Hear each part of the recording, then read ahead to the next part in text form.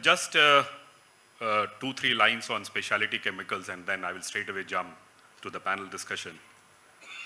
I may be wrong, but these are estimates, so pardon me if the numbers are not correct.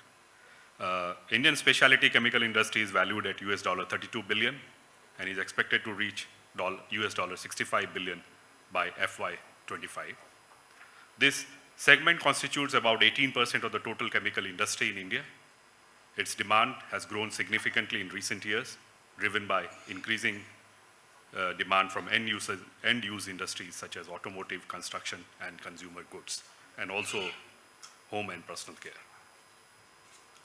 So with this in the background, and you are all aware of what's happening globally, so keeping in view the India dynamics and also the global view, let me ask Mr. Sunil Chari and Mr. Raj Shroff two different perspectives and how he looks at the current scenario.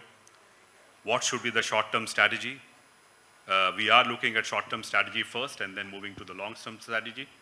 So what should be the short-term strategy for specialty companies based in India? So over to Mr. Sunil Chari.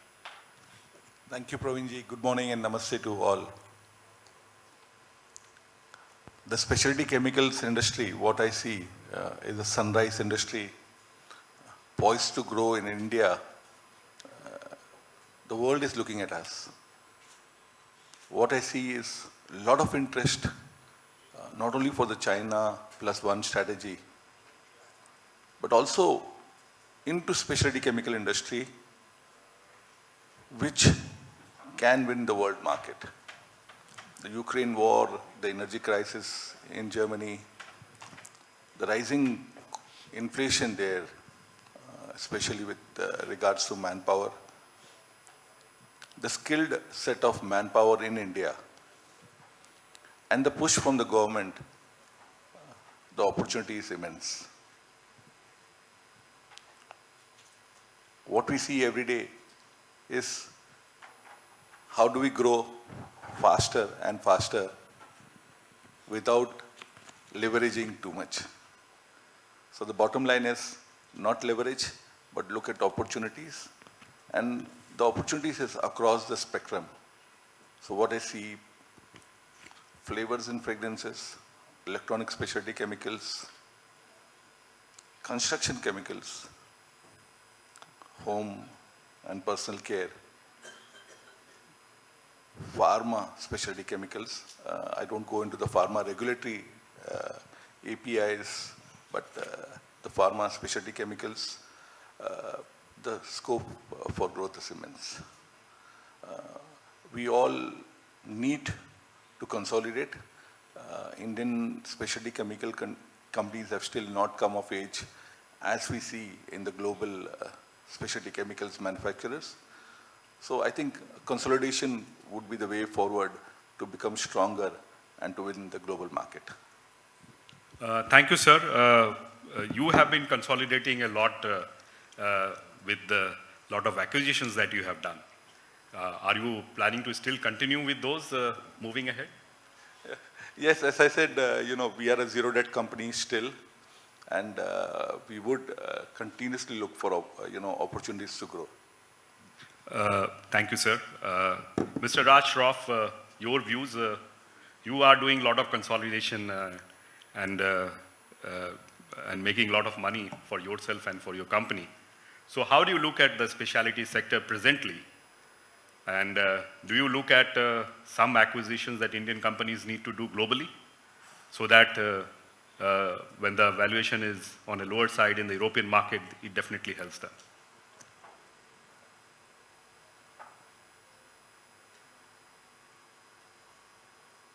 Please change the mic. And also increase the volume. It looks on a pretty lower side, so increase the volume. So, Praveen, probably I'll answer your question in multiple parts.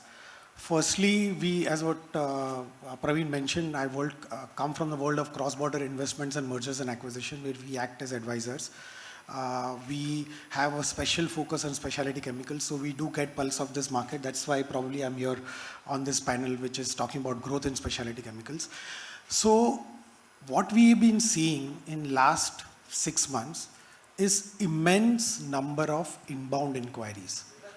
Companies around the world are coming and wanting to make investments in India, either greenfield projects or make acquisitions. As we all know, and Sunil Bhai also mentioned, that is China plus one strategy which is driving it. But like, like as we all know, Japan during COVID days started coming up with incentives that, you move production out of China, you get incentives. With the political situation between India and Japan, which was so friendly, we all thought that most of the investment should come to India. So I picked up a call, spoke to our office in Japan. They said, our companies are still looking at India as a market, not so much as a manufacturing base. As opposed to that, 1 month back, we were in a global partners meeting where our German guy comes up and tells me, we see India in our newspapers every day. So what's changing? Most important thing is, I think this is all what we know, but I think because whatever China has done towards Ukraine war or Taiwan, or the going after the entrepreneurs in that market, what has happened has definitely created a negative sentiment about China in the global markets. And they all are saying we want to rather grow in a country which is a democracy. And if you want to go after democracy, India with a huge talent pool of English-speaking people is a natural choice. So I personally feel while the short-term undercurrents in the market may be negative, but from an investment and long-term trade arrangements, I think people are all here. Like, you guys just need to be alert and agile and grab those opportunities. Talking about the large Indian companies, what they should be doing. So I think when a lot of large companies, multinationals, either to do sourcing arrangements or make investments, they want quality product coming at an competitive price. So one, need scale. So what happens? Smaller players struggle and they get absorbed by larger players on one side. And one needs to do large capex to achieve scale so that you attract foreign large investment. So that's the reason why I see a lot of consolidation happening in the Indian market. But on the other side, what we believe is that there is equal amount of opportunities for groups out of India to look at things outside of India. By the way, the multiples in Europe are not low by any standards these days. In fact, if you look at specialty chemicals, last 5-year average, the multiples in Europe would be higher than that in India.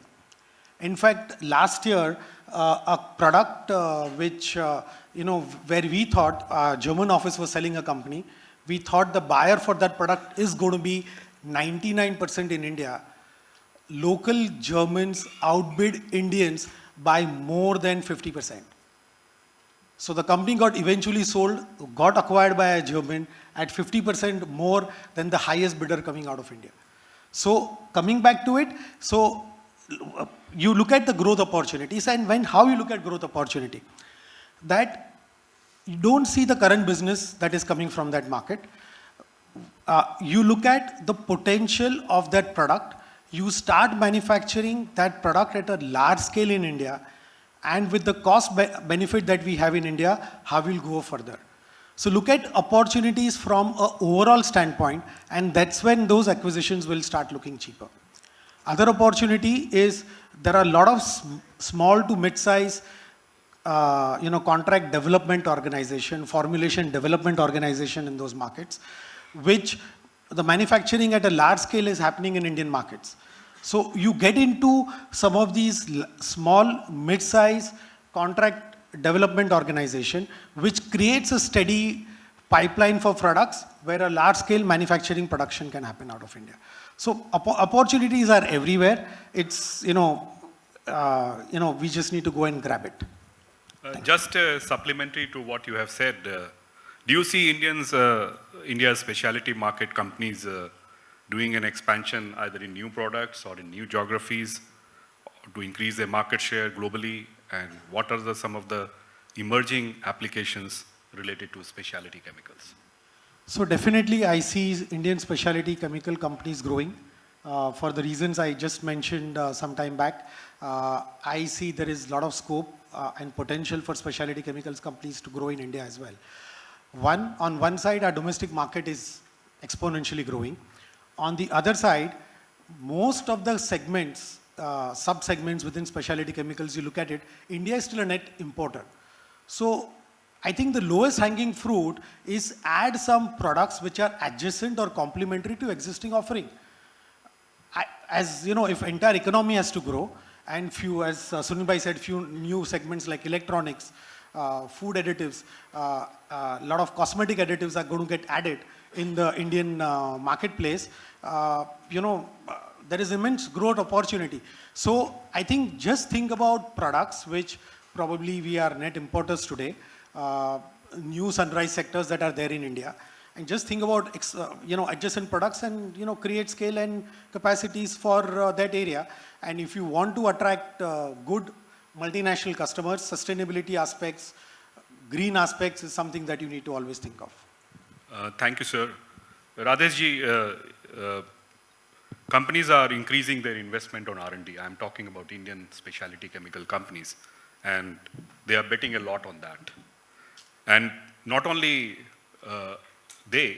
but even the global scenario, a lot of global corporations are looking at India from a new material perspective as such. And also with respect to sustainability coming into picture, now everything needs to be, there will be a dynamic shift in whatever the thought process that companies or CEOs are thinking of.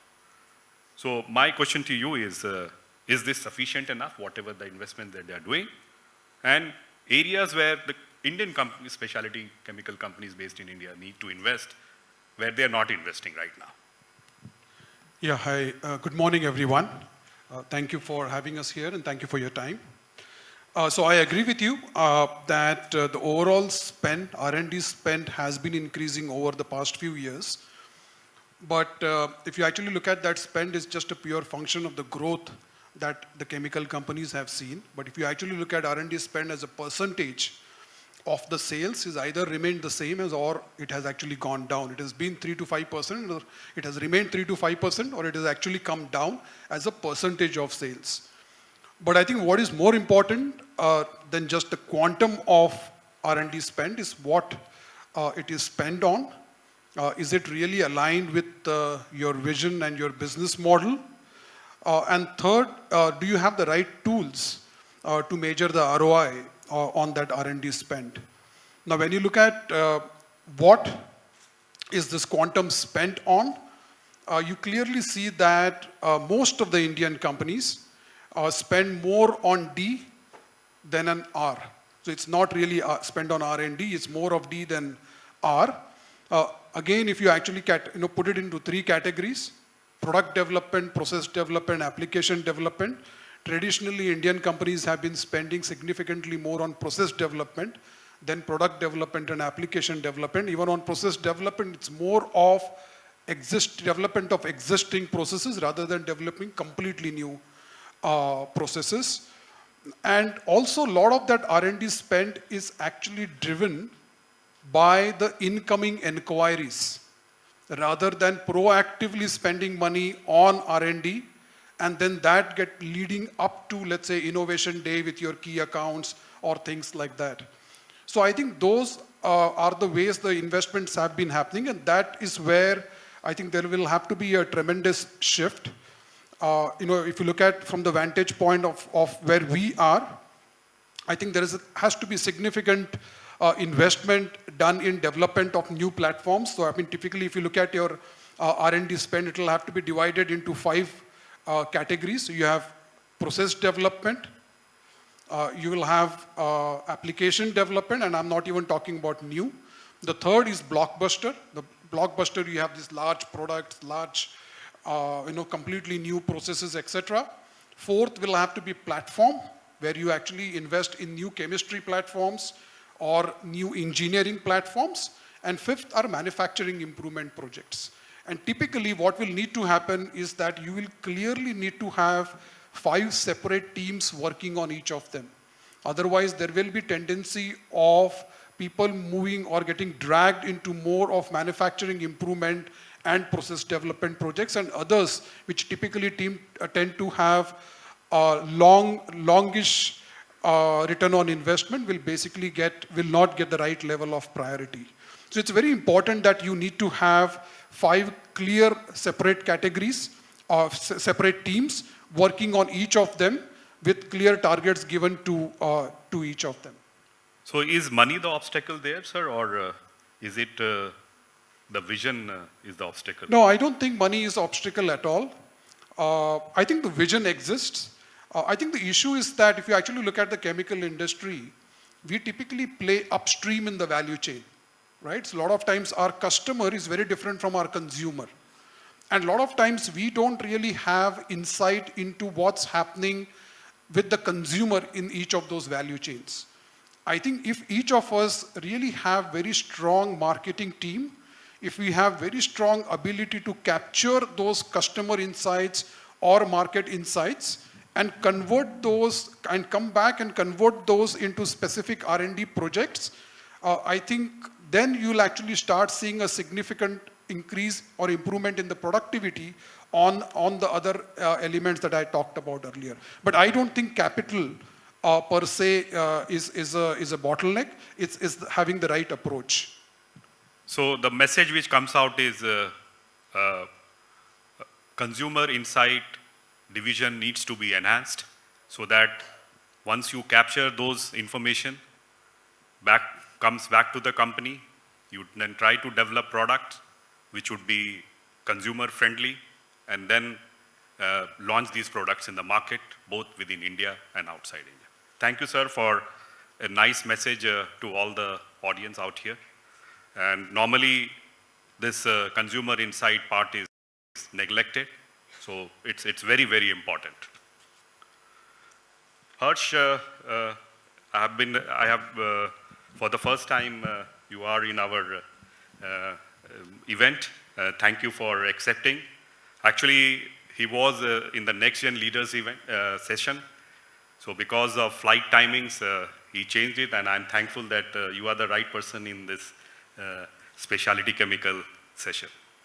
My question to you is, there is a overcoming shortage of feedstock supply, and there is also a lot of price variations.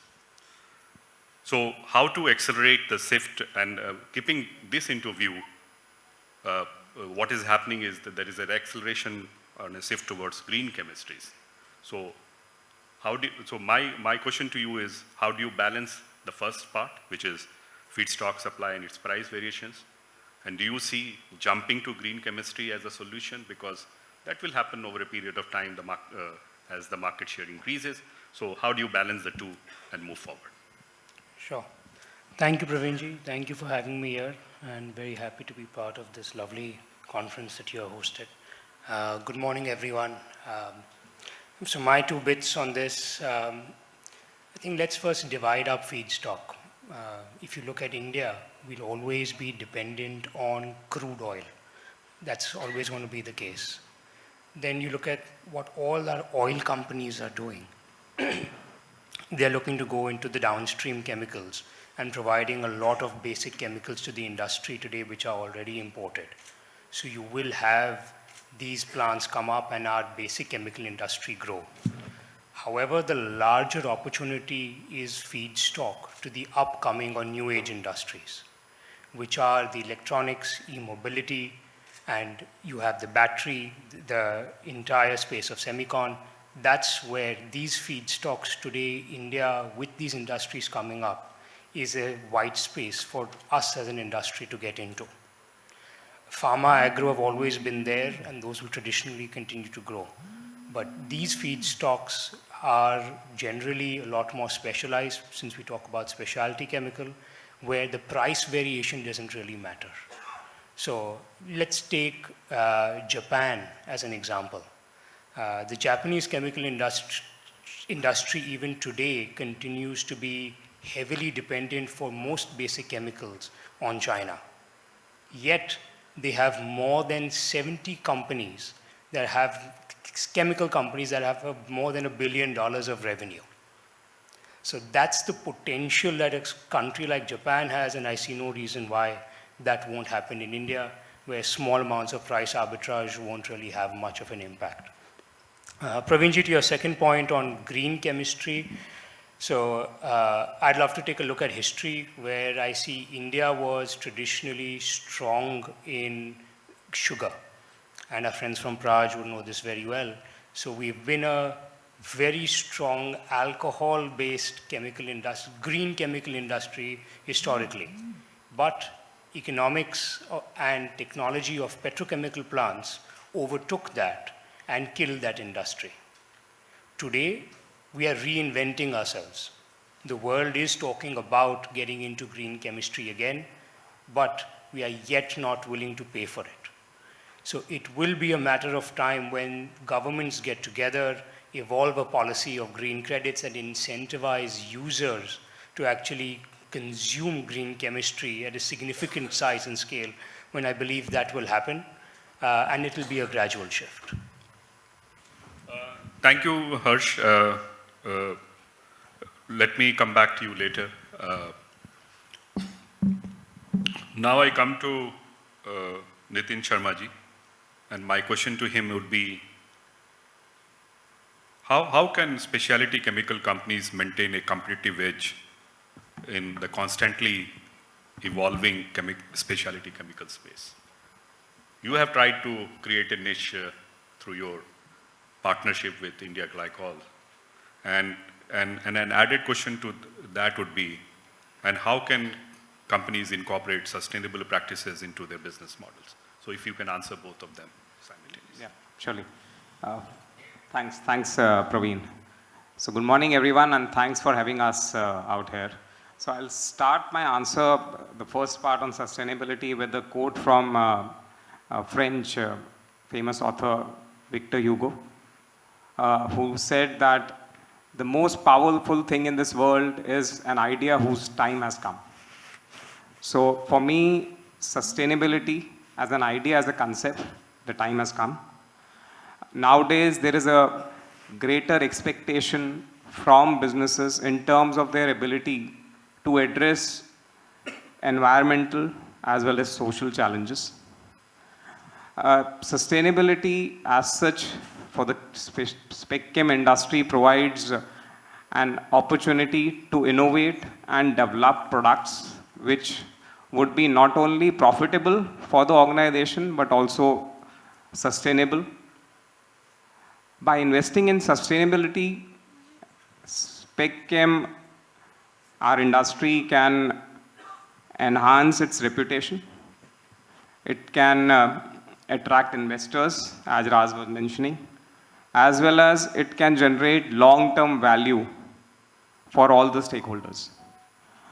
Not only this, we will, as an industry, bring our carbon footprint down, but also will reduce the carbon footprints and scope 3 emissions for our customers.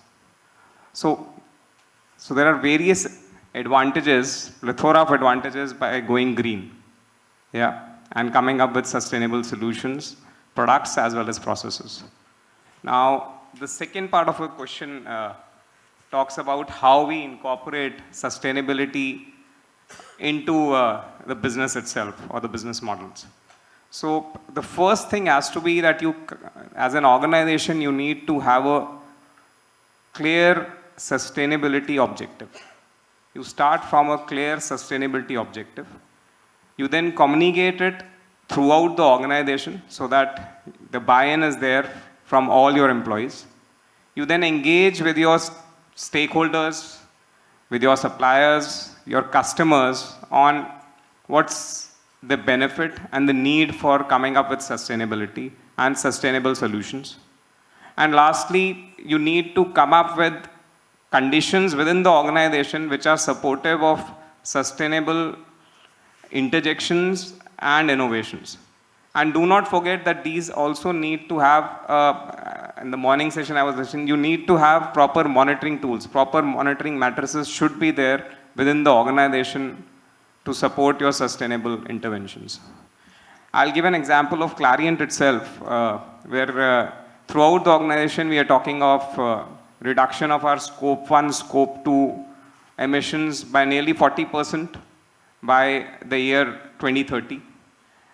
We are talking of reduction of scope 3 emissions by 14%. We're talking of water usage reduction by 30% by 2030. And it's not just a global phenomena. Let's come to India itself. So the JV that we have done, as Praveen, you were mentioning, we are talking of a completely green feedstock. So Harshvardhan was just mentioning about ethanol, and so we have come up with a whole range of surfactants which are fully green, which are coming in as a feedstock is the green ethanol coming in from molasses, from sugarcane, or from food grains. So this has to be first communicated, has to be imbibed by the organization, and then you at least explain the benefits to your customers. Because without customers, this will not be a success. So that has to fit into their cost economics as well. I hope I have answered your... Thank you, sir. I'm trying to squeeze the whole thing so that we can have at least 2 questions from the audience. So please prepare yourself for those questions. One from the left and one from the right. I will come back to you. We have enough time for 2 questions. I think our speakers are very eloquent and they are very concise and precise. Now I come to Sunilji, and Harsh will add to whatever. It was a tough question, so I thought of asking you first and then to give to young entrepreneurs. So my question to you is, we have been talking about, sir, PLI scheme for a long time for specialty.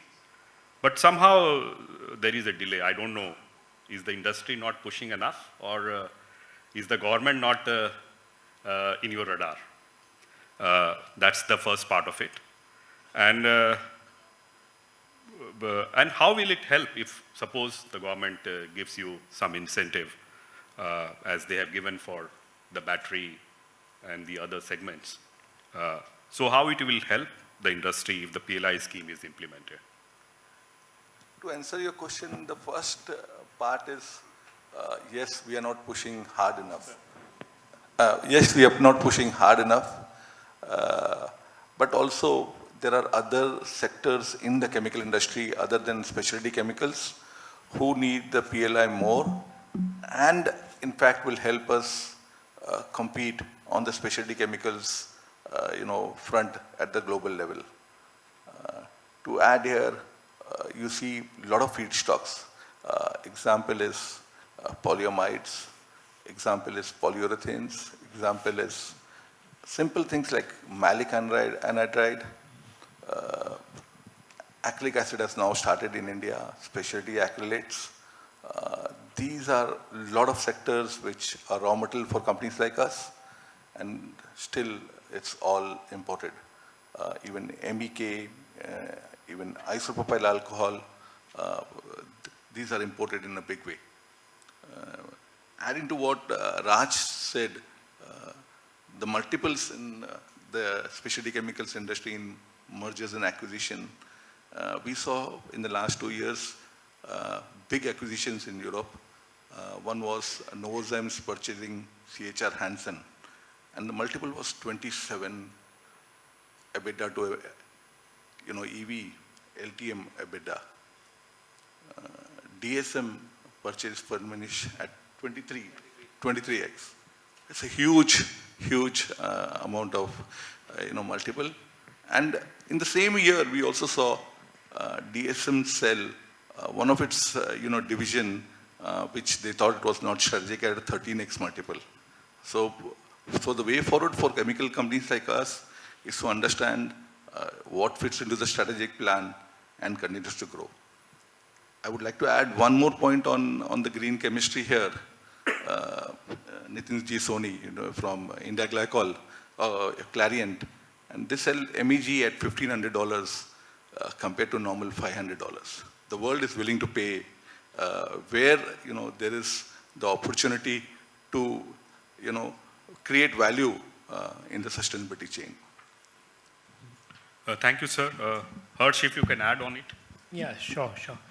So I think the um, PLI scheme has definitely been delayed. The government has given it to a lot of other sectors, but I see no reason why the chemical industry will not get it. We are a capex heavy industry. We are feeding into Make in India, and we are the backbone for any thriving global economy. We are essential to India's manufacturing success. And therefore, India will see PLI. It's a matter of when. We've been in touch with various dignitaries through various councils that we are part of, and there have been assurances made. So I think it's a matter of when and not if. When the PLI comes, I believe it will set off a capex super cycle. Every entrepreneur today who's looking at this will be incentivized in some way or the other to put money on the ground, develop products for India, which will feed our industry and genuinely make us stronger. So, very crisp answers. One last question to my three panelists. And this question is about market consolidation in the specialty chemical sectors and also M&A activities.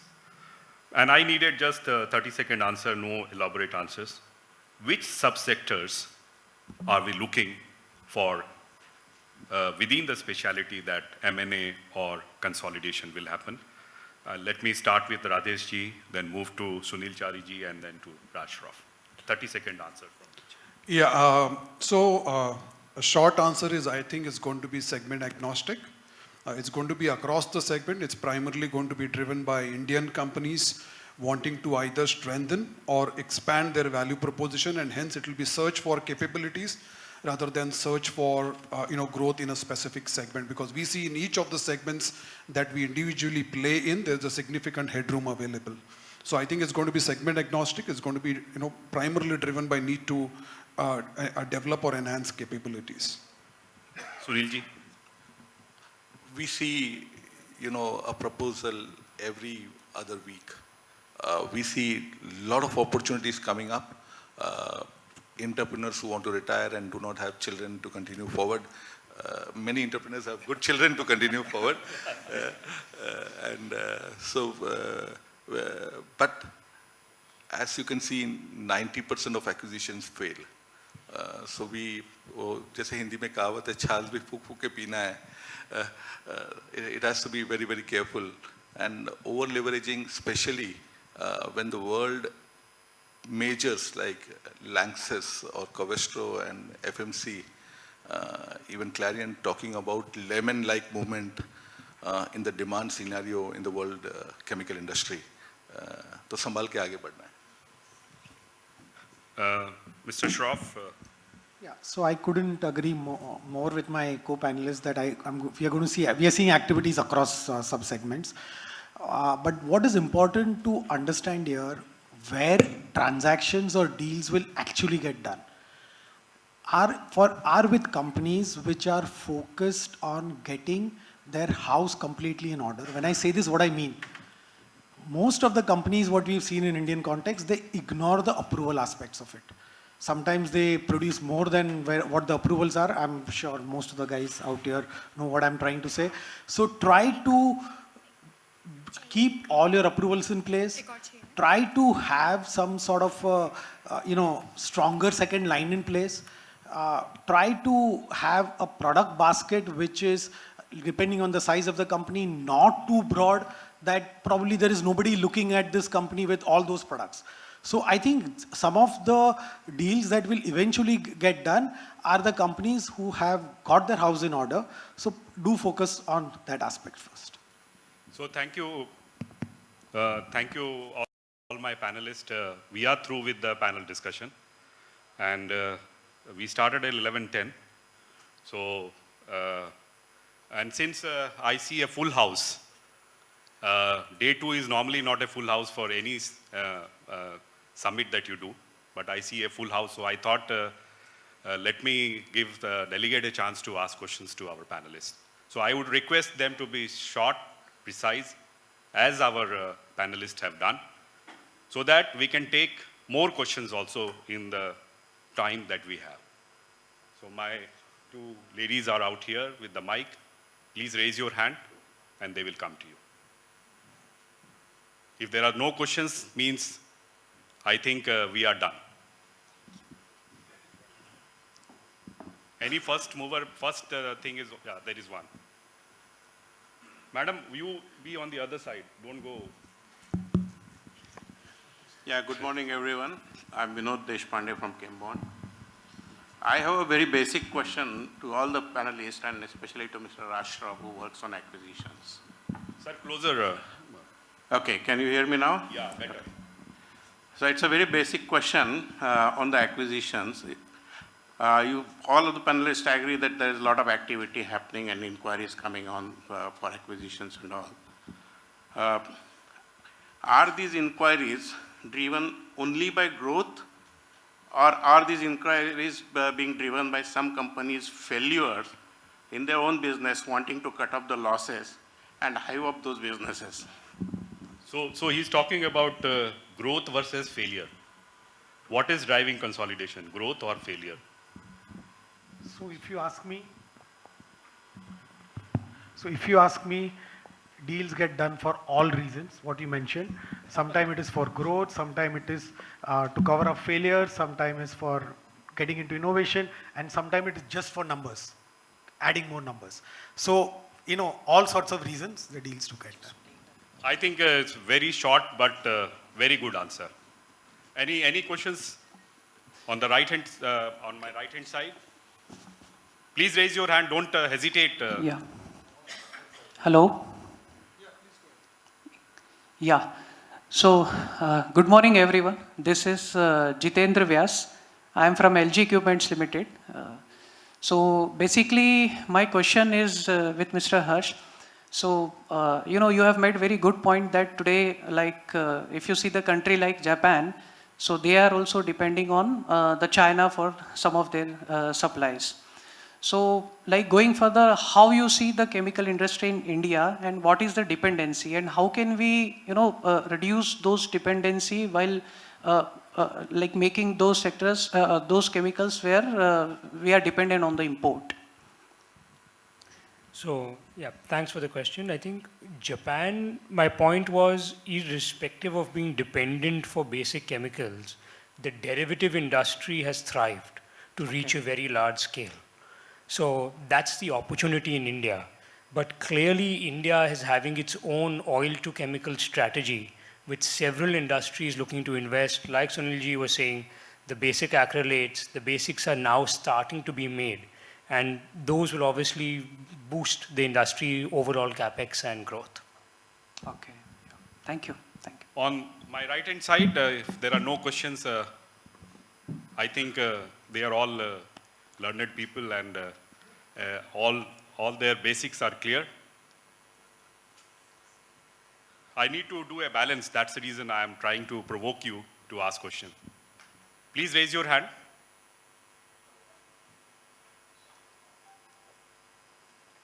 Hello. Yeah, I am Dinesh from Sulzer. We were talking about sustainability and green chemicals. So how you see Indian market ready for green premium on those products? Nitinji, if you can answer, because you are the right person.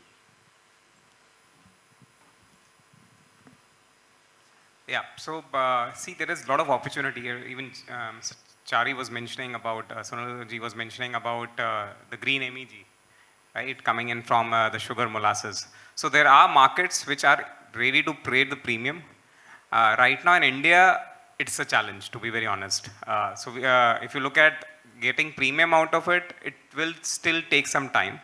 Probably there might be a regulatory push which forces us, because already if you look at Europe and all, we are looking at carbon tax coming in. Most of our large MNCs, like the P&Gs and the Unilevers of this world are already talking of sustainability. And this is coming down to India as well. It's seeping in to their Indian subsidiaries as well, where we see that sustainable products, sustainable processes are gaining traction. So for me, the starting point would be the subsidiaries of these MNCs in India, which will be pushing for growth.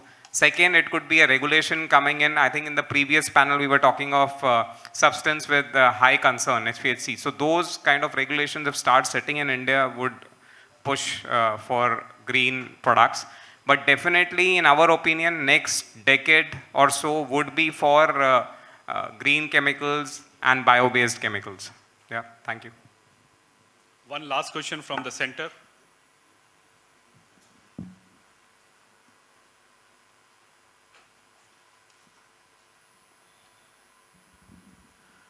Yeah, hi, good morning. I'm Siddharth from Moglex.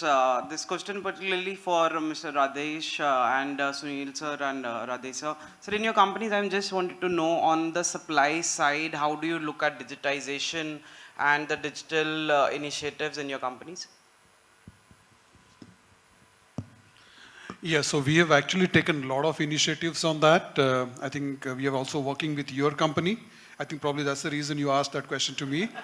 There are a number of opportunities, not just for cost saving and automation, but also to ensure that we get complete transparency on your supply chain. In terms of your raw material purchase, your capital purchase, and there is a significant opportunity on the engineering item side. And as Harsh mentioned earlier, we are already seeing a significant capex cycle going on in the chemical side. So there is a huge, and a lot of companies like us, we are not really used to spending the kind of, we're not really used to managing the kind of capital procurement that is currently happening. So it's very important that we need to automate a lot of those things, which is where we are working with various service providers like yourself on digitizing and automating this. Thank you. We at Rosari, we just implemented SAP HANA on cloud, and we see the future, especially on the procurement part where Moglix is.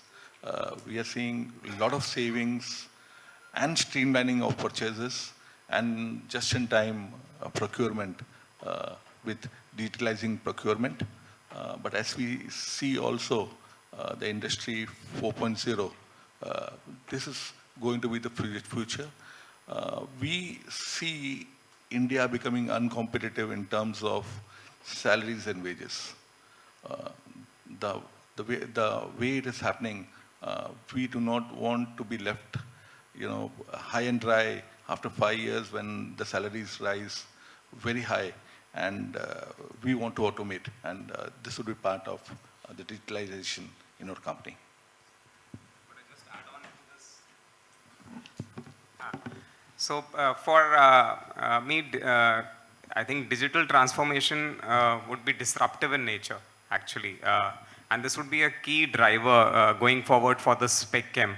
So from, I should say, process automation to digital simulations, you talk of AI, you talk of IoT sensors, you talk of predictive analytics. So most of the spec chem companies are focusing on technologies such as these, which will be enhancing quality, which would be driving efficiencies, and it would be also driving cost optimizations. Just to further add on to what Sunilji and Radeshji just said. So for us, going forward, this would be one of the levers which will provide spec chem industry a competitive advantage. So since there are no more questions, let me wind up this session. One more.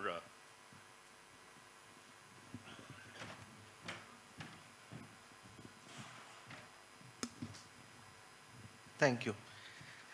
Hi, I'm Saurav. I'm from Siemens. Since we're talking about this automation and digitalization part, I couldn't able to resist myself to ask, because since we are talking about a lot of carbon emission monitoring and all, so we all heard about the terminology called PCF, product carbon footprint, which is going to be a new digital passports for your product when it will cross the, the national border. Now, I would like to know what kind of measures you are taking within your organization to monitor, optimize, and calculate this carbon footprint which is coming from your own production, and which is also coming from supply chain. That's a more vital part. Do you think this automation and digitalization will support this journey? I'll try to answer this. How our organization is looking into this, as I was mentioning to you, so we look at traceability of the product, because when you talk of this carbon footprint, it has to be from cradle to grave. So we do a LCA, which is a life cycle analysis, which is done from across the value chain. So when we start from the sugar molasses up till the point when you are preparing the ethoxylates, the LCA is done, and you measure it in terms of the RCI, so Renewable Carbon Index. So we've recently launched this Vita range, where we talk of that the RCI of the product is 100%, meaning actually it's a carbon negative product, because the benefit comes from the biogenic carbon when the plant actually is being produced, which we cannot claim, but actually our end customers can. So that's how we monitor as well as support our customers in them claiming reduction in carbon footprint. So, thank you, delegates, for answering very good questions, and I would like to thank all my panelists for giving very good answers. Please give them a big hand.